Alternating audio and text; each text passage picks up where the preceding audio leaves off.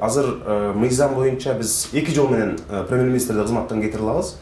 Эгерде биз анын апрелдин аягында 25 апрелде алар отчету менен келет премьер-министр. Отчетунда премьер-министр буга чейин берген убадалардын көбүн аткара алган жок.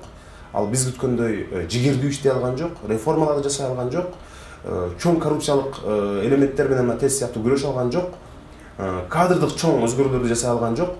Мындай мактай турган нерсеси аз, тилекке каршы ушундай болуп калды. Отчетун кабыл албай кетирсек болот парламент. Бул бир жолу.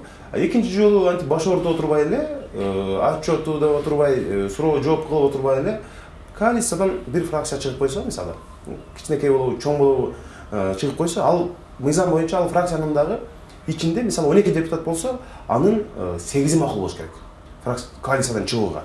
Эми алар макул болот албетте. Ошондой учурда чакыныраак бир фракция менен чыгарып сүйлөшүп туруп, фракция лидери коалиция бузулганын жар салса, өкмөт башчы, жалпы эле Кыргыз өкмөтү бул милдетин аткаруучу болуп калат автоматтык түрдө. Анан анын ордуна жаңы талапкерлерди кароо башталат. Президент фракциялардын бирине жаңы коалиция куруу тууралуу мандат берет. Анан ошондо биз жаңы өкмөт тандайбыз.